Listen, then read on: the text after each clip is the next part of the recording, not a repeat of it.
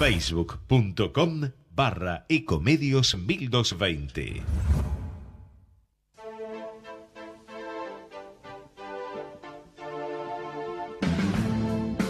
Al derecho y al revés. Las dos caras de la realidad. El yin y el yang de los temas actuales.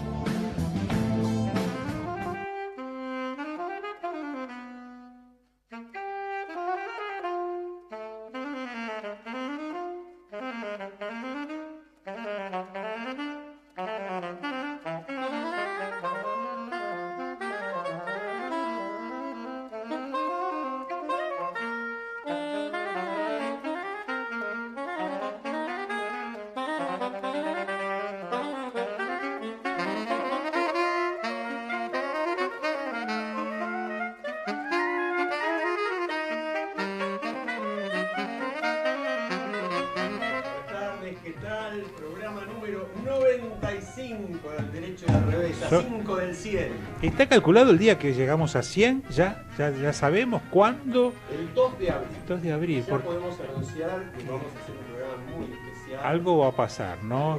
Por lo pronto me parece que muchas ONGs nos van a homenajear a nosotros, empezando por las más importantes. Sí, como Poder Ciudadano. Como Poder Ciudadano, por ejemplo. No, es una broma, pero sí. Vamos a tirar la casa por la ventana y estamos en un 9º piso. Sí, vamos a tirar. Va a caer de arriba, bien altito. Y la casa y algo más. Pero bueno, así. Perdón, antes que nada tenemos una persona muy especial en la mesa. Nuestro productor, Federico Politi, incorporado de lleno. Federico, todavía le queda. Bajando un poquito acá. Grande y habla. Lo desalojado algo. Y Federico está bronceadito, todavía todavía le quedó dura, parte todavía del le bronceado dura. de las vacaciones. Y a nuestra derecha, o a mi derecha, por lo Sí, menos. ¿Quién? Gerardo El que maneja los Subirana, el hombre que tiene todos los resortes. Gerardo, te hacemos la reverencia como siempre. Tal cual, grande. tal cual. Bueno, y nos acompaña hoy también como una especie de diría, un coequiper, uno más de nosotros. Sí, columnista invitado. Ya pasó, permanente. dejó de ser un entrevistado, es un entrevistador. Guido Gasoli es un editorialista. Tal cual. Guido está habilitado para decir absolutamente, y miren lo que voy a decir, cualquier cosa. Sí, pero si tenés cuidado porque va fangulo. Si quiere usar el italiano, que use el italiano. Si quiere usar el así español, hacemos un curso de Dante Alighieri en vivo, en directo. Pero ¿por qué no? Y gratis, ¿Por qué no? ¿Por qué no? Bueno, y tenemos realmente un placer de contar con en la mesa. Claro, así español, hacemos un curso Pablo de Dante Secchi, Alighieri en vivo. Director ejecutivo de Poder Ciudadano, una ONG sumamente prestigiosa, de larga trayectoria en Argentina. Y hace unos cuantos años, Pablo, que sos director de Poder Ciudadano. Hace unos 6 años más o menos, sí. Bastante. ¿Ahí arrancaste como director o ya deberían echarme, ¿no? Ya venías de antes. No, estoy desde el año 2003 en Poder Ciudadano. Estuve con un descanso en el medio, pero sí, bastantes años ya, hace como 15 años. Aparte, representaste a Poder en algunos eventos en el exterior, o sea, has tenido una tarea bastante importante y un desarrollo bastante importante, o sea que viviste años complicados me refiero en lo que tiene que ver con una parte de lo que Poder Ciudadano hace, pero a eso te quería consultar. ¿Qué es más o menos aproximadamente, o si querés exactamente, qué hace Poder? Ya deberías saberlo. Después de tantos años, yo lo sé. No, vos y yo debería saberlo. Vos. Nosotros somos una organización de la sociedad civil que trabaja en temas de transparencia, acceso a la información y lucha contra la corrupción. Básicamente nos dedicamos a eso ya este año cumplimos 30 años. Por ejemplo, ¿controlan los dineros públicos hacia dónde va o hacia dónde deberían ir, si llegan a destino, si se desvían, ese tipo de cosas? Sí, no trabajamos específicamente temas presupuestarios o en un estilo de seguimiento. Somos más lo que se denomina un watchdog, ¿sí? A ver qué están haciendo los gobiernos. Los gobiernos, hablo gobiernos, poder legislativo, poder judicial. Intentar ver las reglas de juego, que las reglas de juego se cumplan siempre para todos los gobiernos. Hay que decir, yo insisto en que hay que decir siempre lo mismo y actuar en consecuencia. Y después trabajamos una gran cantidad de temas que van desde el acceso a la información, el financiamiento de las campañas políticas, cómo se usan los recursos públicos por parte del Estado, si se utilizan con fines partidarios, si se utilizan con fines sociales, etcétera. ¿Cuál es el tema fuerte hoy de Poder? Hoy el tema fuerte yo te diría que es el financiamiento político, que nos parece que es el tema que hay que poner arriba de la mesa, en la agenda, que siempre apareció en algún momento en la época, recordarán, del triple crimen de General Rodríguez, después desapareció, volvió a aparecer con los aportes truchos, después desapareció. Pablo, y digámosle a la gente, ¿en qué afecta, en qué incide una distorsión en las formas de financiarse por parte de los políticos? Bueno, yo creo que es la entrada a la corrupción, el financiamiento político. Cuando un privado, sea ciudadano, empresario, etcétera, cuando se le va a pedir dinero, cuando esa persona, esa empresa quiere poner dinero y no lo declara y está en negro o subdeclara las donaciones y el partido no cuenta en qué la gasta, estamos empezando a ver la maquinaria de la corrupción funcionando. Y esto tiene que ver con consecuencias en la obra pública, porque muchas veces el que pone dinero quiere que se lo devuelvan de alguna forma y, por supuesto, con intereses. Y tiene que ver con un montón de las causas de corrupción que nosotros vemos en la Argentina dando vueltas. Muchas tienen que ver, cuando se dice ¿para qué roba un político?, ¿no? Entonces la discusión muchas veces es: ¿roba para comprarse una casa en un country y un buen auto? ¿O también roba para poder seguir manteniéndose en el cargo? Entonces es dinero de la corrupción que va para mantenerse en el poder y seguir teniendo poder. Ahora, esa es una de las fuentes más preocupantes. O sea, el robo de los dineros públicos para luego intentar hacer política, por lo menos en parte. Ahora hay otra cuestión que está cada vez teniendo más peso en la Argentina, en el mundo, pero en la Argentina en particular, que es los aportes o presuntos aportes que puedan llegar a ser los, digamos, narcotraficantes, las organizaciones criminales con otro tipo de actividades diferentes. Esto está medido, está calculado, existe, podrá existir, ¿tiene incidencia en la Argentina? Mira, vos sabés que mucho mejor que yo, que la corrupción puede dejar huellas, pero no emite una factura, un ticket, ¿no? Entonces a veces sí. Ahora ahí te interrumpo. Los cuadernos de Centeno demuestran que hasta el efectivo se puede rastrear. Sí, entonces es difícil saber cuánto ha ingresado el narcotráfico en el financiamiento de las campañas. La verdad que todavía no hay fuertes sospechas que lo haya hecho a nivel nacional.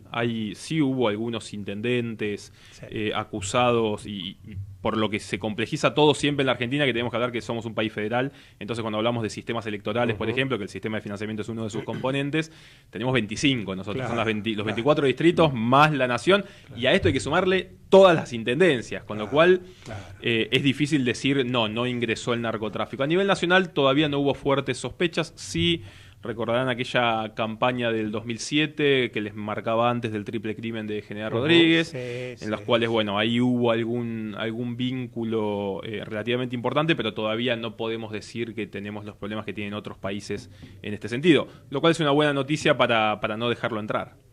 Muy bien. Ahora, yo te iba a profundizar, estamos esperando en realidad una comunicación también, así que por ahí interrumpimos y seguimos, es un tema que hay que prolongarlo. Yo te iba a leer rápidamente. En Argentina estamos viendo, ante la resistencia de los gobiernos, del previo y de los previos, de delinear un marco de control del financiamiento de campañas electorales, que es uno de los canales principales que la delincuencia organizada utiliza para capturar políticos, lo que está probado en todo el planeta. Todos los países que se tomaron en serio el combate a la delincuencia organizada encontraron que cuando desmantelan la dimensión política, el principal canal de captura es el financiamiento de campaña y la obra pública. ¿Ya lo tenemos en línea?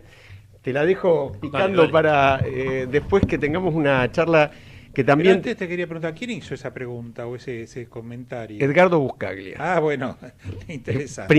Uno de los principales especialistas en temas de anticorrupción del mundo, argentino, para orgullo nuestro. Es bueno saberlo. Tenemos en línea al subsecretario de Política Criminal, el doctor Juan José Benítez, que ya estuvo con nosotros en el programa. Es un placer, Juan José, saludarte. ¿Qué tal, Alejandro? ¿Cómo te va? Bien, acá estamos en la mesa con Alfredo Popritkin, con Guido Gasoli y con Pablo Secchi, el director ejecutivo de Poder Ciudadano. Y queríamos, sobre todo, antes que nada, que nos cuentes de qué se trata, cuáles son los grandes cambios que introduce el proyecto de régimen penal juvenil, que es, se lo comentamos a la audiencia ya en el programa anterior, pero vale la pena recalcarlo, un nuevo régimen en el cual el gobierno ha hecho mucho hincapié. Decinos por qué, ¿cuál es la trascendencia? Dale, te cuento un poquito la previa de cómo llegamos a este anteproyecto, porque es un trabajo que venimos encarando desde el comienzo de la gestión dentro del marco del programa de Justicia 2020, ¿no? Que es nuestro programa de gobierno, que es participativo, además que tiene esa virtud y lo hace único a nivel mundial, en el cual nosotros alentamos a toda la sociedad que participe en las iniciativas que proponemos para que nos hagan llegar justamente las distintas opiniones y visiones que pueden tener ciudadanos comunes como especialistas en la materia, y de esa forma poder alimentarnos nosotros de otros insumos y enriquecer estas iniciativas y estos proyectos. Como te decía, al comienzo de la gestión comenzamos a trabajar en 2020, iniciando un proceso participativo con representantes de todas las jurisdicciones para hacer un relevamiento de qué situación había en el país respecto del sistema penal juvenil. Relevamos qué medidas no tradicionales de resolución de casos existían en el país, cómo eran los sistemas procesales en las provincias, qué virtudes tenían, qué defectos habían tenido en su implementación, qué cosas estaban funcionando, qué cosas no estaban funcionando, porque nosotros tenemos un problema de fondo. La ley que rige hoy el sistema penal juvenil para la justicia nacional y federal es un decreto ley de la dictadura de 1980, con lo cual es un marco normativo que no respeta nuestra Constitución y que no se adecua a los parámetros de la Convención de los Derechos del Niño, de la que nosotros formamos parte, hemos suscrito y está incorporada a nuestra Constitución nacional. Entonces, como primer tema, tenemos esta deuda con la democracia de poder darnos una ley que sea respetuosa de las convenciones internacionales y de nuestra Constitución, con lo cual ahí ya tenemos un primer gran defecto. Es decir, perdóname que te interrumpo un segundo, porque lo que en el ambiente flotó en los medios y de lo que se habló, el oyente común escuchó nada más que discutir si 16 años como es ahora, o si 14 como propone el MASA y el Frente Renovador, o 15 como dice este proyecto. Y a mí me causó una gran sorpresa cuando escuché, entre otras, tu exposición en la presentación del proyecto, que justamente el planteo era completamente distinto. Tiene que ver con las convenciones de los derechos del niño, tiene que tener que ver con el trato que se le dispensa a los menores ante los juicios. Es otra la discusión. Hay un reduccionismo del tema al tema de la edad de punibilidad que la verdad le quita protagonismo a lo central del sistema penal juvenil, ¿no? Nosotros lo que estamos proponiendo es establecer una edad de punibilidad que sea a partir de los 15 años para los delitos más graves. Esto significa homicidios, violaciones, robo calificado por uso de arma de fuego, secuestros extorsivos, de forma tal de que quien comete esos delitos pueda ser sometido a un proceso. En ese proceso se pueda determinar si existió el hecho y si él participó en ese hecho y que haya una consecuencia. Ese sería el cambio en cuanto a la edad de lo que existe hoy, pero hay una cuestión que no se aclara ante la sociedad, y es que el régimen actual que dicen es 16 años la edad de punibilidad, no es cierto eso. ¿Por qué digo que no es cierto? Porque hoy en la Argentina hay más de 100 chicos menores de 16 años que están presos en institutos cerrados para adolescentes sin proceso penal. Es decir, un juez determinó que un chico de 14 años vaya preso por cuestiones de vulnerabilidad o de peligrosidad y no porque esté vinculado con la comisión de un hecho delictivo.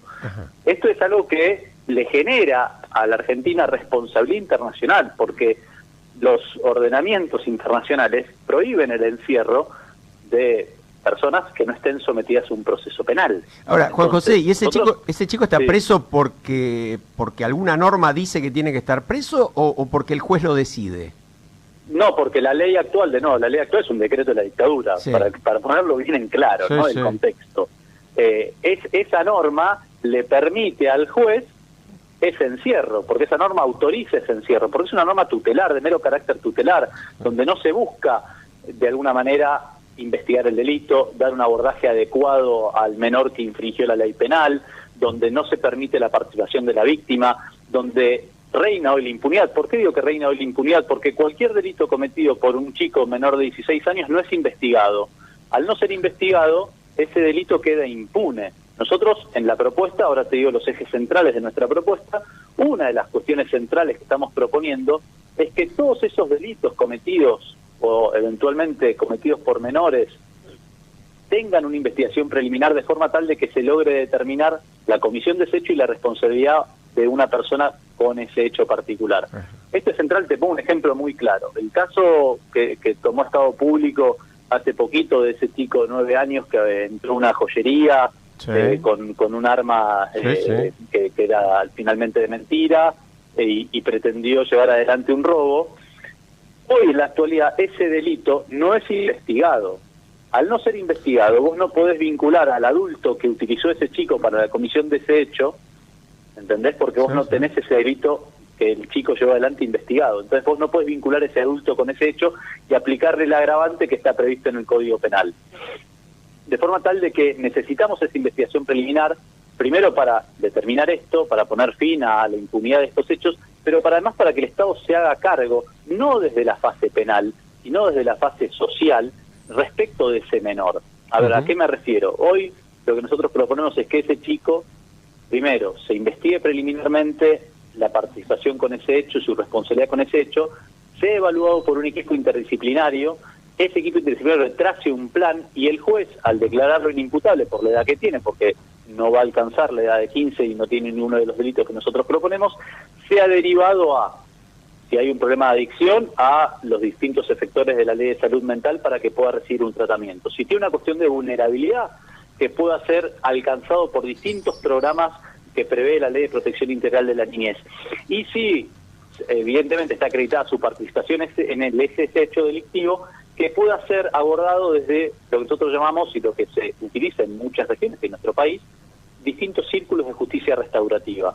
Esto es central para formar la responsabilización en el menor, que ese menor logre comprender que el hecho que llevó adelante es un hecho que es malo, que está penado por la ley, que está prohibido y que generó un daño en la comunidad. En esos círculos restaurativos se busca la participación de la víctima, se busca que participe la comunidad, el entorno de ese chico, de forma tal de que exista y se cree una red que le pueda dar contención y le permite a ese chico ser un factor constructivo para la sociedad. Ahora, entonces, perdóname que te interrumpo ahí, porque suena todo bárbaro, ¿no? Pero una de las claves, me parece, de esto, porque en la Argentina se habla fácil de estas cosas, es, ¿se puede hacer después? Porque vos estás hablando de una cosa multidisciplinaria. ¿Cómo haces para tener los recursos? ¿Es factible esto? Mira, no solo es factible, sino que nosotros hicimos algo novedoso para lo que son los proyectos de ley. Hicimos un cálculo de impacto presupuestario y además un cálculo de impacto de cantidad de casos.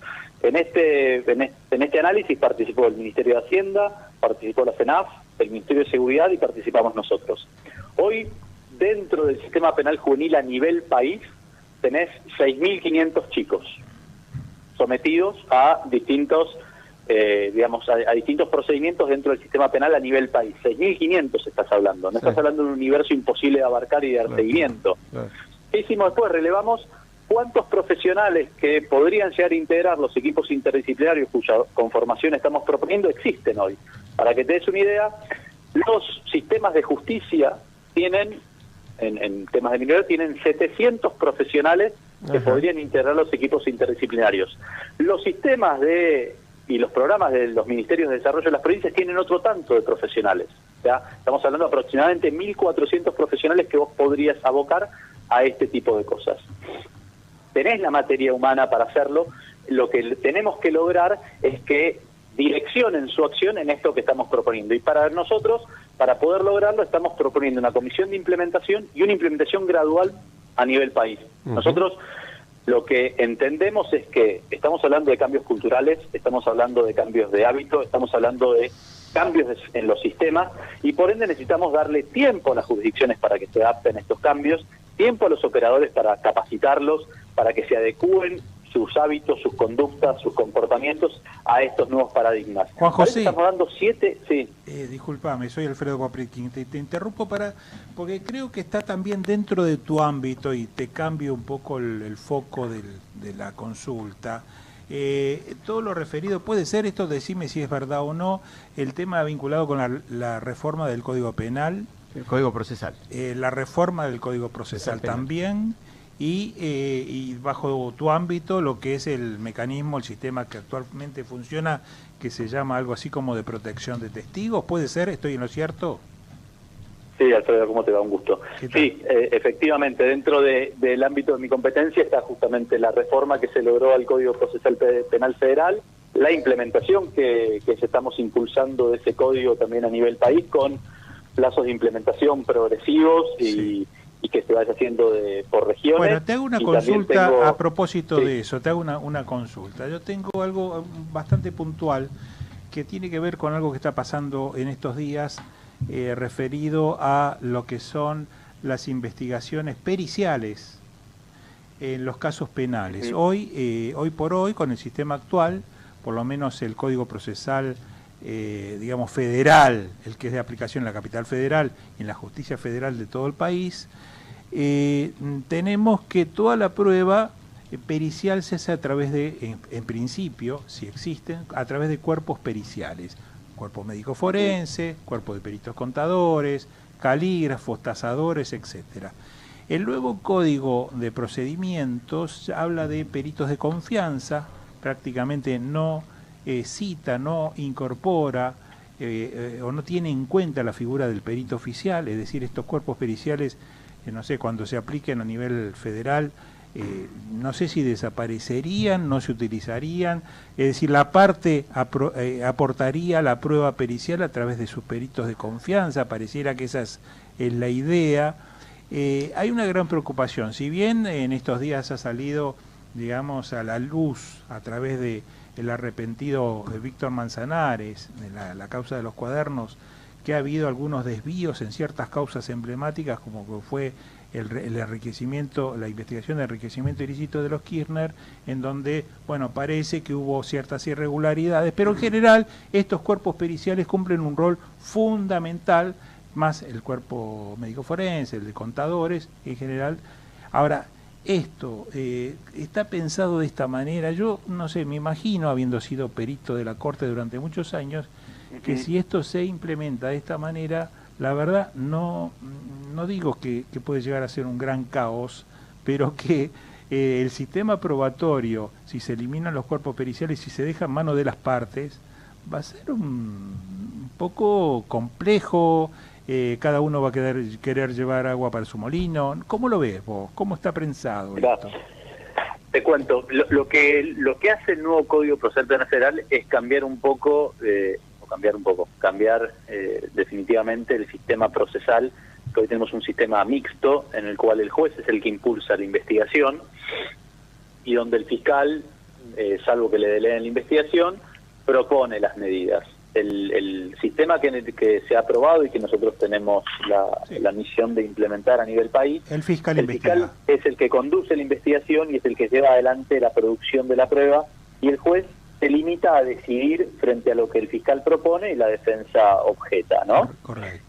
Con lo cual vos ahí tenés un reordenamiento de todo el sistema probatorio y de toda la gestión de la prueba. A nivel provincial, te digo, la mayoría de las provincias de la Argentina han dado este cambio con anterioridad, y lo cierto es que todos los sistemas periciales funcionan mucho mejor en las provincias que tienen sistema acusatorio en las que no lo tienen.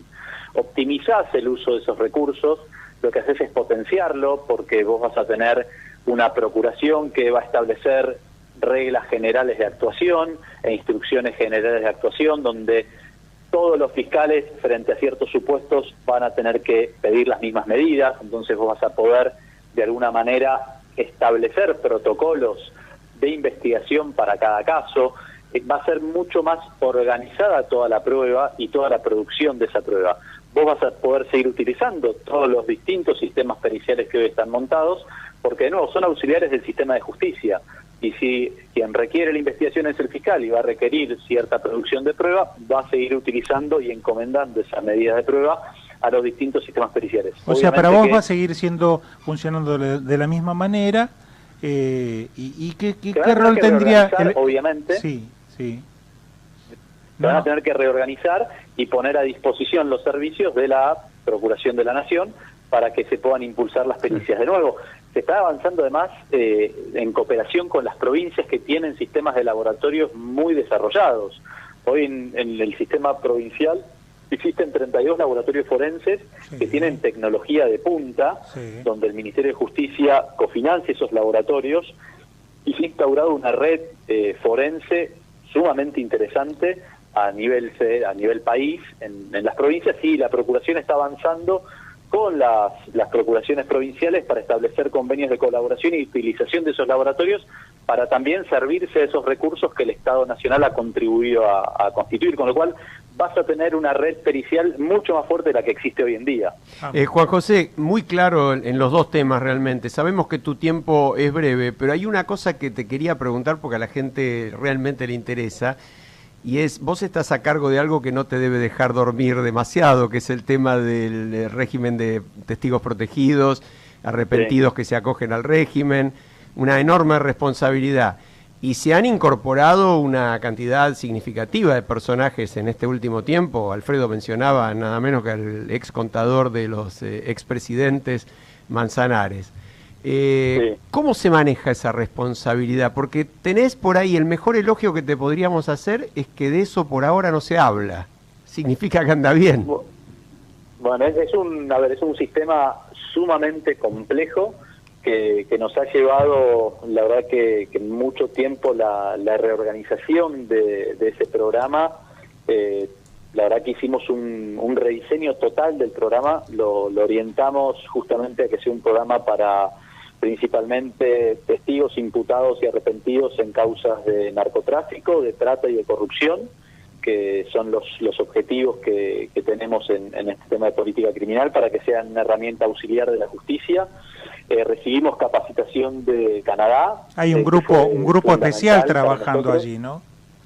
Hay un grupo especial trabajando allí. Se creó un grupo especial de protección que es un grupo que se entrenó específicamente, que depende del servicio penitenciario, que es un grupo de élite que tiene un entrenamiento especial justamente para los casos de más alto riesgo. Son los halcones. Esta capacitación que te digo de Canadá, hicimos distintas incorporaciones de equipos interdisciplinarios y la verdad que se logró un trabajo muy serio, es un trabajo profesional y también muy artesanal caso por caso, donde hay que tomar decisiones en transformar la vida de esa persona a la que se incorpora al programa y de todo su grupo familiar.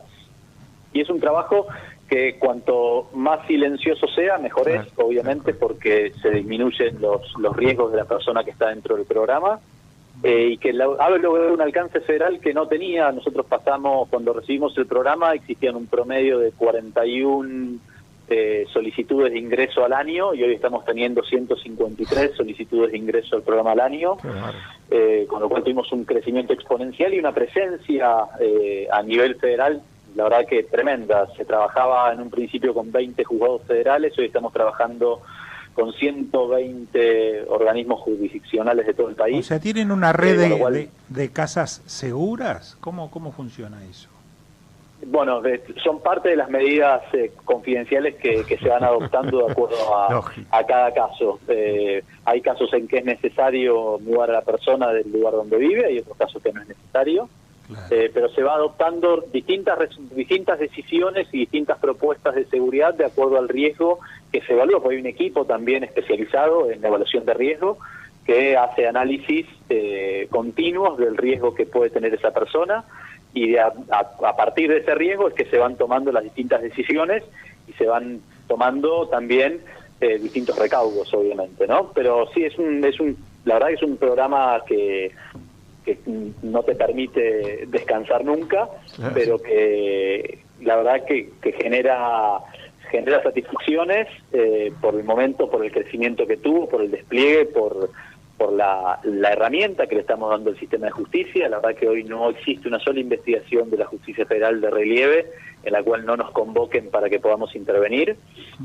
Y esto de alguna manera le permitió y le permite hoy en día a la justicia federal avanzar en investigaciones sumamente complejas en las cuales la persona no estaría brindando la información que da si no sabe que hay realmente un programa que va a proteger su vida y la de su familia. Tal cual.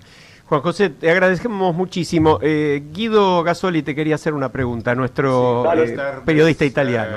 Doctor Benítez, soy Guido Gasoli, un corresponsal italiano. No se preocupe, no le voy a hablar de mani pulite y cosas así.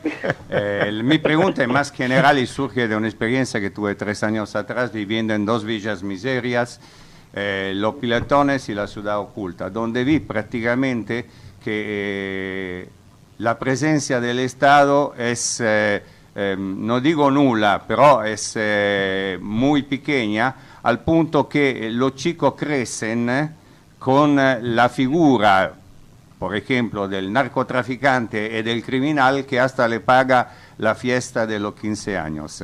¿Qué se hace acá para prevenir el fenómeno que puede provocar la delincuencia minoril? Por ejemplo, yo visité también Villas Miserias en Brasil, en Río de Janeiro específicamente, donde vi una presencia del Estado muy importante y esto sirvió para prevenir el fenómeno de la delincuencia minoril. Bien. Bueno, se está haciendo un trabajo muy interesante, obviamente que va haciendo con experiencias piloto, en un trabajo que se hace junto con el Ministerio de Seguridad, junto con el Ministerio de Desarrollo, con el Ministerio de Educación, que es un plan que se llama Barrios Seguros, ¿no? Este plan piloto está funcionando en la Villa 1114, en la Villa 31, en la Villa Carlos Gardel, en Alto Verde, en la provincia de Santa Fe, y es un programa de intervención estatal donde lo que se busca en primer lugar es pacificar ese lugar, en segundo lugar llevar todos los servicios del Estado para que la gente pueda acceder a esos servicios. Se buscan cosas sencillas, iluminar, limpieza, empezar a conservar las fachadas de las viviendas de forma tal de que el vecino vuelva a recuperar las ganas de estar en la calle y vuelva a recuperar de alguna manera ese sentido de pertenencia. Se establece una fuerte presencia policial y se trabaja también con el sistema de justicia de forma tal de que existan fiscales y jueces que orienten toda su accionar a los sucesos delictivos que tienen ocurrencia en esos barrios, de forma tal de que existan funcionarios judiciales que conozcan toda la problemática y esa problemática no esté fraccionada en distintos juzgados. De esa manera, de nuevo, una acción interministerial, son 5 ministerios trabajando en conjunto para lograr devolver esa población y integrar esa población a toda a toda la comunidad. En la Villa 31 se está instalando un ministerio de la Ciudad de Buenos Aires, se están construyendo escuelas con la última tecnología, de nuevo, para revertir este marco de situación que contás, Guido, que has vivido, pero de nuevo, son experiencias piloto que a medida que van teniendo éxito en cada uno de estos barrios, se van llevando hacia otros barrios. En la provincia de Buenos Aires se está avanzando en el mismo sentido, con un programa que se llama OPISU, donde de nuevo es este mismo esquema que te cuento, donde es presencia del Estado y es de nuevo dotar a esos vecinos del carácter de ciudadanos, que puedan sentirse acompañados por el Estado y cuidados y respaldados, y que tengan la accesibilidad a los servicios que antes no tenían la posibilidad de disfrutar. Entonces es un trabajo, obviamente, a largo plazo, pero se está llevando adelante con mucho éxito en los barrios donde se ha iniciado. Juan José Benítez, subsecretario de Política Criminal del Ministerio de Justicia de la Nación. Muchas gracias. Un abrazo. Gracias a todos y a su disposición para cuando necesiten. Muchísimas gracias. Adiós. Ecomedios.com AM1220. Estamos con vos. Estamos en vos. ¿Tenés la lista de lo que necesitas para la escuela? Anota esto. También tenés 12 cuotas sin interés de jueves a domingos hasta el 3 de marzo. Cuadernos, lápices, mochilas, libros, lapiceras y mucho más. Ya hay 3.000 librerías adheridas en todo el país. Más información en argentina.gov.ar/vuelta a clases. Ministerio de Producción y Trabajo. Presidencia de la Nación. Descarga gratis de tu celular la aplicación Ecomedios. Podés escucharnos en vivo, informarte con las últimas noticias y entrevistas en audio y video. Búscala y bajate la aplicación Ecomedios. Podés vernos en vivo en ecohd.com.ar. Conectate con nosotros. Contestador 5-254-2353. Por fin, Deco Propuestas Decorativas, empresa familiar dedicada a la decoración integral. Cortinas tradicionales, rollers, romanas, orientales, verticales, venecianas, entelados, tapicería en general, toldos. Visite nuestro showroom en Honduras 4613, cuarto piso, oficina 402, Ciudad de Buenos Aires. Contacto al 15 44 78 60 87. Atención personalizada. También nos puede encontrar en www.porfindecoraciones.com.ar.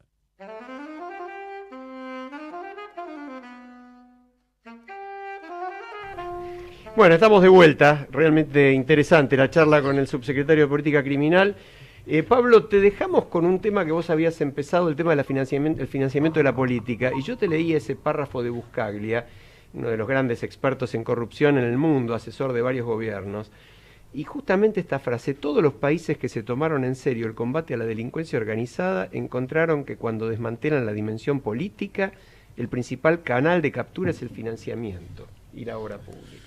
Sí, no hay dudas que mediante el financiamiento político se entra justamente a influir en la clase política, y eso tiene que ver con un montón de cosas que nosotros podemos analizar, que van, como hablábamos antes, desde el narcotráfico, como hablábamos de la obra pública, un poco lo que Alconada dice las cloacas de la corrupción, ¿sí? Las cloacas del poder, llama él a estos espacios, que una de las entradas es el financiamiento político. Entonces, si no controlamos lo que se puede controlar, porque ningún país del mundo logra controlar el 100% de cómo se financia una campaña, pero hay que ir encerrando, ¿sí? Dando como siempre decimos, incentivos y castigos. Si vos no tenés incentivos y no tenés castigos a aquellos que hacen las cosas mal y incentivos a aquellos que hacen las cosas bien, seguramente vas a tener muchas complicaciones, y todas las causas de corrupción que surgieron en la Argentina tienen que ver en gran parte con el financiamiento político. ¿Y ustedes qué proponen? Porque eso es interesante. Ahora está la discusión planteada. ¿Qué están proponiendo? Bueno, hay algunas medidas que a ver, depende en qué país te parás, hacen una cosa o hacen otra. Nosotros, por la experiencia que tenemos en Argentina tiene una ley de financiamiento político que tiene cierta robustez. No podemos decir que estamos tan mal, pero sí que hay cosas para mejorar. En el año 2009 se hizo una reforma que tuvo algunas cosas positivas y una cosa bastante negativa, que fue prohibir que las empresas financien la política en Argentina. Y alguien te puede venir a decir, bueno, a mí me parece que está bueno eso, ¿sí? Que no puedan financiar porque no se tienen que meter en la vida política, etcétera, etcétera, y vas a encontrar las dos bibliotecas que te digan una cosa u otra. Lo que nosotros decimos es que dejamos de tener muchísima información cuando se tomó esa decisión, ¿sí? Cuando dejaron de permitir las donaciones de las empresas, pasó lo siguiente: las empresas siguieron donando, pero ahora no tenemos información sobre ninguna de ellas. Y lo que se empezó a usar fue básicamente la excusa de que había ciudadanos que financiaban las campañas políticas, lo cual estamos 100% seguros de que eso es totalmente mentira. A ningún ciudadano de a pie le interesa financiar la política en Argentina. Algunos sí, cercanos al partido, los propios candidatos, etcétera, pero lo que se usan son nombres de personas para blanquear el dinero que siguen poniendo las empresas. Y los vimos recorrer tribunales el año pasado, un poco porque les convenía decir que el dinero era para las campañas, porque la ley de financiamiento, que es otra de las cosas que hay que reformar, no tiene sanciones tan duras, claro, como un soborno, por ejemplo. Sí. Pero no hay ninguna duda que el dinero también fue a las campañas en la Argentina. Si no, hay que ver la magnitud de las campañas. Posiblemente este año, después de toda esta repercusión, vamos a tener campañas un poquitito más austeras, pero se necesita muchísimo dinero para hacer política. Entonces, no hablemos mal del dinero porque es necesario para la política, indudablemente, pero veamos cómo generamos transparencia, que es lo que buscamos. Entonces, si las empresas están poniendo el dinero y son las que financian las campañas en el mundo, permitámosla que lo hagan en blanco. Que lo digan. Y permitámosla controlar principalmente a esas campañas. Y el segundo punto en materia de financiamiento político tiene que ver con la bancarización, ¿sí? Hoy yo junto dinero de esta mesa, somos aquí 5 personas. Estás complicado, ¿eh? ¿Estoy complicado? Para juntar dinero en esta poco dinero, 50 centavos cada uno. Bueno. Y voy al banco y lo deposito. Y después voy a la justicia y le digo quiénes fueron los que me dieron ese dinero. Que puede ser que yo diga que me lo dieron ustedes 5, o puede decir que me los dieron otras 5 personas totalmente diferentes. Lo que buscamos es una bancarización directa que pueda ser trazable. Entonces, si Alfredo quiere poner 50 centavos, que lo tenga que hacer con una tarjeta de crédito, que lo tenga que hacer con una transferencia bancaria, con lo cual, indudablemente, fue ahí Alfredo el que hizo la donación. Y el tercer punto, quizás el más relevante, tiene que ver con la utilización de recursos públicos en época electoral, ¿sí? Esto que tiene que ver con la distribución de pauta publicitaria, cómo sube la pauta publicitaria en años electorales, bueno, regularla, que se pueda hasta cierto punto distribuir, hasta cierto punto no. la utilización de aviones, de bienes muebles, inmuebles para viajar a las provincias. Pero todo eso no se regula. Y que genera, no se controla. y lo que genera regular eso es equidad en la competencia. El que está en la oposición, sea quien sea, y el que está en el oficialismo, sea quien sea, porque cuando hablamos de oficialismo y cuando hablamos de elecciones estamos hablando del gobierno nacional y de todas las provincias, con lo cual estamos hablando de todos los colores políticos. Es más, hubo candidatos a presidente que se financiaron con una ciudad directamente, por haber sido intendente de una ciudad. Entonces lo que necesitamos es una regulación para generar, primero, transparencia en el financiamiento y, en segundo lugar, equidad para que todos puedan competir y llegar al ciudadano de la misma forma. Guido, quiere hacer una consulta. Sí, Pablo, mira, hablar de ese tema por un tano es como venir a robar a casa de un chorro, ¿viste? Porque nosotros en el asunto de corrupción pues somos los maestros también. Sí pienso que los alumnos argentinos nos están superando, porque el Mani Pulite comparado con la Cuadernópolis argentina es prácticamente una banda de motochorros. La pregunta que te hago es la siguiente. Poder Ciudadano, hace años que escucho el nombre de esa organización, me parece todo bárbaro, todo perfecto. Pero para combatir verdaderamente la corrupción, ¿por qué no se lucha? Y cuando digo lucha, digo mostrar verdaderamente los dientes y los atributos para que se haga lo mismo que se hizo en Brasil con el asunto de la ficha limpia. ¿No pensás que esto pueda ayudar muchísimo a bajar el nivel de corrupción a nivel político? Yo no soy muy amigo de importar modelos de otros países. Si querés, después estaría buenísimo que algún día, ya que es invitado seguido, cuente cuál fue la consecuencia final de los casos de corrupción del Mani Pulite en Italia.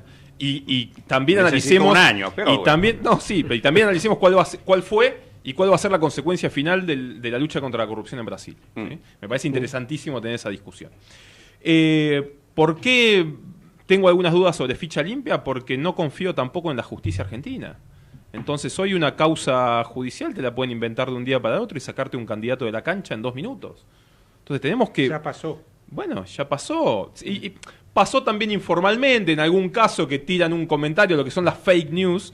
Sí. También existen las fake causas de corrupción, en la cual te pueden acusar de algo con un juez más o menos amigo que te impute y a vos te deja fuera de la carrera por una candidatura. ¿Sería bueno? Sí, claro que sería bueno que nadie con causas de corrupciones avanzadas, ya ratificadas, pero lo que pasa es que una ratificación de una causa de corrupción en Argentina tarda 15 años. Bueno, por eso el proyecto en realidad habla de sentencia de tribunal oral, que ya no es ni procesamiento, es una cosa seria, ¿no? Son 3 jueces que te dictan una sentencia. Sí, me parece que hay que Argentina tiene muchos problemas y hay que ir abarcándolos de a uno. Yo creo que es buena la ficha limpia de Brasil, ha dado buenos resultados. Es peligrosa también, ¿sí? No es... Siempre tiene las cosas buenas y las cosas malas este tipo de análisis. Pero vos me estás diciendo prácticamente que acá vos jugás en una cancha donde, en un partido de fútbol, en una cancha donde en contra tenés un equipo de 22 jugadores prácticamente, porque la justicia se puede inventar cualquier cosa. Entonces, ¿cómo se puede proceder de forma seria? O sea, cambios en la justicia para que las investigaciones sean serias, una justicia independiente, no de River, de Boca o de cualquier equipo. Mirá, yo te digo, volvamos al financiamiento político. El informe de campaña de financiamiento político, la rendición de cuentas del Frente para la Victoria del año 2007, todavía no está aprobado. Claro. 2007. Pasaron 11 años. Después de Cristo, 2007. Sí. Ningún informe de campaña de la elección de 2017 está aprobado en la Argentina.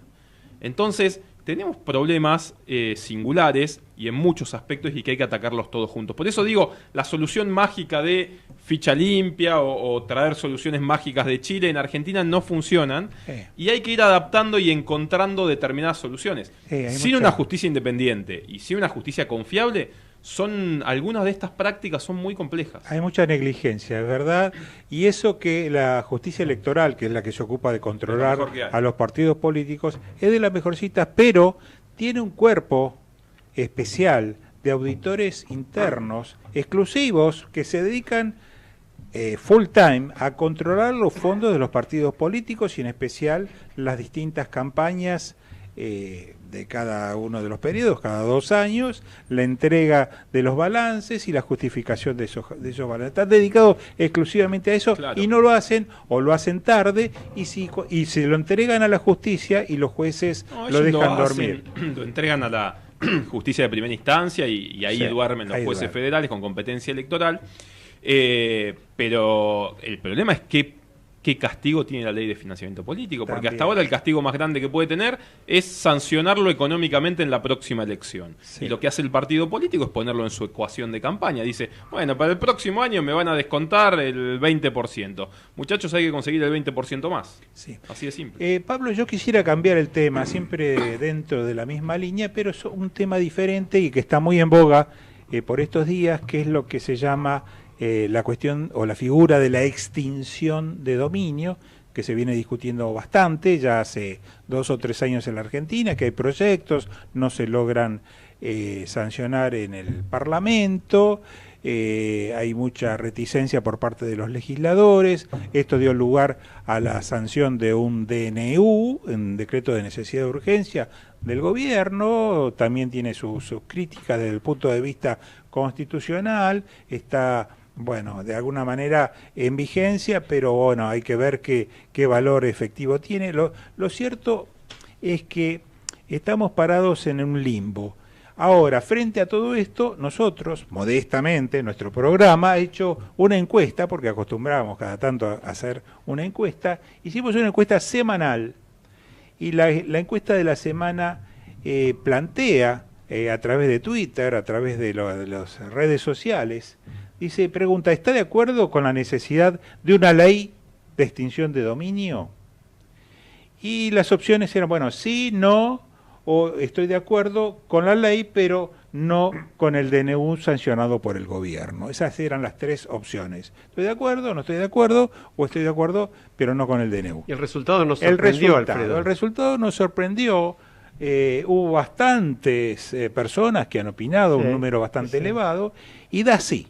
El 97% de la gente dijo que sí, que está de acuerdo con la sanción de una norma en este sentido.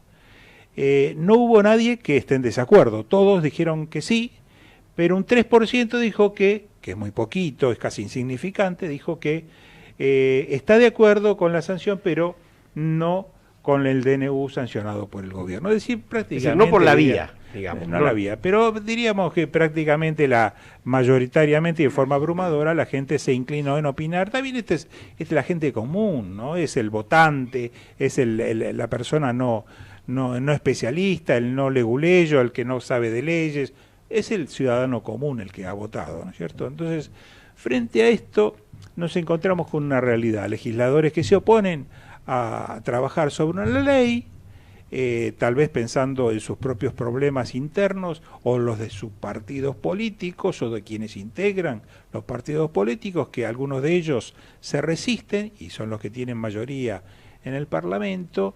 Lo cierto es que, mientras tanto, en Argentina se han robado ya diferentes cálculos, pero que llegan más o menos en forma casi unánime, a decir que en los últimos 10, 15 años en la Argentina desaparecieron por lo menos 20.000, 30.000 o hasta 40.000 millones de dólares, cifras tremendamente elevadas que, por supuesto, son muy propias y apropiadas o muy útiles para ser aplicados a diferentes fines y no que terminen o vayan a parar a los bolsillos de los funcionarios públicos o de las campañas políticas, tema que recién estábamos charlando contigo. Bueno, nada, quería una reflexión, no sé si Guido previamente quiere agregar algo a esto antes de preguntarle la opinión a Pablo Secchi. Yo creo que la ley de extinción del dominio sea algo absolutamente fundamental y tiene que ser hecha ya. Yo amo muchísimo este país. Okay. Lo elegí a mi lugar en el mundo, aunque para muchos parece extraño. Okay. Porque un tano que venga a elegir, bueno. Pero a la base de todo, yo creo que este país necesita de cambios radicales, que no tiene nada que ver con el partido, obviamente, de cambios radicales y hechos en un tiempo muy breve, ¿ok? y que acá se está procediendo de forma pero muy paulatina, porque si queremos un bien común, que es creo el objetivo de una nación que tiene muy pocos habitantes, tiene toda la riqueza y cada habitante podría tener teóricamente la entrada de un Emirato Árabe, porque ese es un país verdaderamente que tiene una posibilidad impresionante de despegar. Pero estas cosas se necesitan ya, como por ejemplo una ley de la ficha limpia adaptada a la Argentina.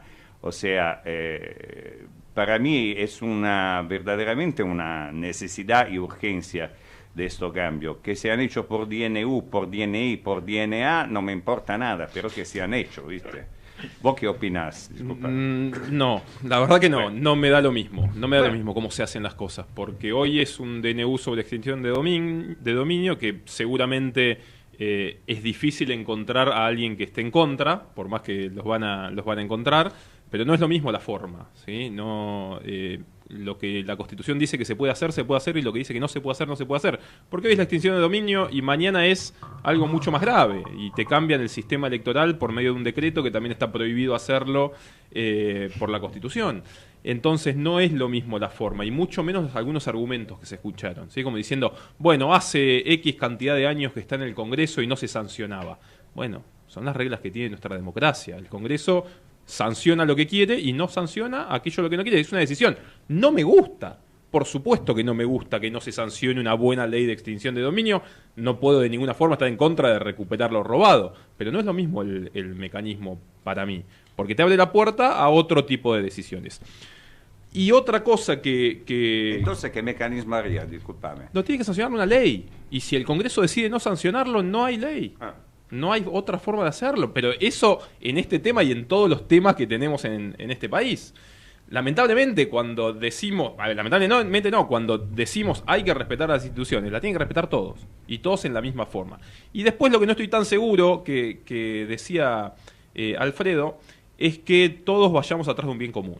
A mí me parece que en este país, para los partidos políticos es más importante mantenerse en el poder o recuperar el poder, y tener razón, que ir atrás del bien común, ¿sí? Porque si no, veríamos efectivamente que el Congreso funciona de otra forma. Muchachos, la ley de extinción de dominio, hay que recuperarlo, pongámonos de acuerdo, después te vamos a meter la pata y hacerte trabas en otras cosas. Pero yo no veo que haya un fin de un bien común. El que está en el gobierno siempre dice, bueno, yo quiero lo mejor para el ciudadano. Y el que está en el Congreso le pone las patas en cualquiera de los temas. Este año no va a salir posiblemente ninguna ley del Congreso de la Nación. Y entonces, ¿atrás de qué bien común estamos todos? Sí, yo creo que es una duda muy, muy fuerte la que plantea Pablo y la comparto realmente. Y también creo que el camino tiene que ser dentro de la ley. Pero me parece que el régimen de extinción de dominio es algo que necesitamos porque tenemos que acelerar el camino, tener herramientas concretas. Hay una noticia que acaba de publicar el diario Clarín, interesante en ese sentido. Yo quisiera hacer una aclaración antes de menciona pasar. Pedido de Margarita Stolbizer de decomiso inmediato de los bienes de Otesur, de todas esas empresas que están tan comprometidas. Dale, hacela, pero dame 2 minutos porque antes del cierre... Es un segundo, es decir, yo quiero aclarar algo. Yo, por supuesto que tengo una mirada más pragmática que otra cosa, pero yo creo que si las cosas no funcionan porque hay intereses creados en que no funcionen de determinada forma, yo digo, los DNU no son una norma que no esté prevista, está prevista, quizás no para exactamente este tipo de temas, pero existe, y es una norma al fin. Como norma transitoria, mientras tanto sale algún día, en algún momento, esta necesaria ley de extinción de dominio, bueno, yo no creo que sea tan grave ni vaya en contra de la Constitución que tengamos en vigencia una norma de esa naturaleza. Tengamos en cuenta que los promotores de esta ley, del proyecto, los redactores originales, no son personas improvisadas. Esto ha venido al Ministerio de Justicia, ha pasado por un grupo de asesores. El propio ministro de Justicia es un jurista reconocido, fue juez, etcétera, etcétera. Así que yo creo que, disculpen lo que voy a decir, pero tontos no son. Saben más o menos lo que hace. Que no sea una norma perfecta, ahora no nos pongamos en exquisitos. Por ponernos en exquisitos preferimos que nos sigan robando, que se sigan quedando con nuestros miles de millones de dólares robados. No, yo creo que no estoy en esa posición. Yo prefiero tener algo, digamos, más o menos con algún tipo de defecto, digamos, de forma, si se quiere, y bueno, sí, mientras que se sanciona la ley. Y mientras tanto, servirá este DNU, si se aplica tal como está, con las idas y venidas que esto nos va a traer, si alguien la quiere aplicar y se plantean cuestiones de inconstitucionalidad. Mientras tanto, servirá como cuña, como elemento de presión, para que los legisladores pongan las barbas en remojo y se dejen de embromar. Señores, a trabajar. Para eso cobran la dieta y no para proteger a sus es un tema interesante y complicado, da para charlarlo con más extensión. Claro, ¿qué te parece? Por eso yo, digamos, en algunas cosas coincido, en otras disiento, pero está largo para explicar. No podemos dejar de mencionar, porque es pasado mañana, que hay una convocatoria significativa el día jueves frente al Consejo de la Magistratura en Viamonte y Libertad a las 18:30. Un grupo muy, muy amplio de ciudadanos de distintos orígenes ha convocado a reclamar el juicio, la investigación y eventualmente, cuando corresponde, la destitución de jueces con gravísimas acusaciones de corrupción.